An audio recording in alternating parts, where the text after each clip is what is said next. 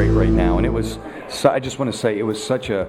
I needed to be here and do this because I've spent, it's been 2 months since I played. It's been a month and a half in the hospital, and it was just such an amazing feeling to come out there tonight and jam with Casey. Casey's such a great player and a great guitar player, and we had a really amazing time the other night. The doctors, I didn't tell them I was going to do this. All I told them I was doing Celebrity Apprentice, the finale, and never told them I was coming here. So they're going to find out here in a few minutes when they see it's going to be. But I feel great. I got to be honest. There's still obviously a lot of things, and a lot of pain I'm still experiencing. But except for a little, as they say, hitch in the giddy up of getting out there, my left side from the warning stroke, I feel amazing. No, I can't believe my family did either. I may not have told them either. I left a few things out on my way to New York and the way back, but honestly, I needed this for my soul, so this was honestly, it was a great experience. Probably not. And I got to tell you, I've spent the last month and a half in a hospital and 3 weeks of it in ICU. I don't ever want to see a hospital again. I just want to go out and have a great time. Thank you, everybody. My advice to Lee is very simple. As I said to Casey earlier, I said, here's the thing. Enjoy what you're doing.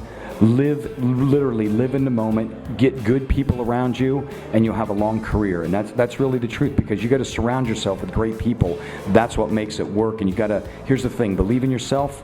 Someone's pushing you down the wrong path and it isn't what you are or where you want to be, just say, no, I got to do it my way. And then what I also tell him is the music he writes and the stuff he does, make sure you love what you do. Last but not least, most important, don't ever become jaded. That's it. If you become jaded, you lose your soul. Doesn't matter what you gain after that. Yeah, two things happened to me there. One, when I didn't know if he said you're hired or fired, but I knew it was live TV. So if I acted like I won, no one could change it. All the confetti came down. I'm like, but I leaned in. If you watch the end, I leaned in and say, did you say hired or fired? I didn't know what he said. I just jumped up and I was looking at him, and I thought when he goes back and forth, I know his pattern. I thought he was gonna. I'm like. Trump, you're not going to fire me right now. I'm on medication. I flew a long way, and it was I felt though I worked really hard. I didn't throw anyone under the bus, and I think that they saw the creativity and the drive, and Holly is amazing. She's a fierce competitor. However, I didn't ask Trump one thing. What does being Celebrity Apprentice entail? Do you get paid? First of all, is there any cash involved? Second of all, my big question is literally when you say, what are you doing? What job titles? What do you got to do for them? And hopefully, I think what it is you come back, you do a lot of charity fundraising, which is what I did it in the first place for diabetes. And if that's what it is, I'm going to love it. Probably not.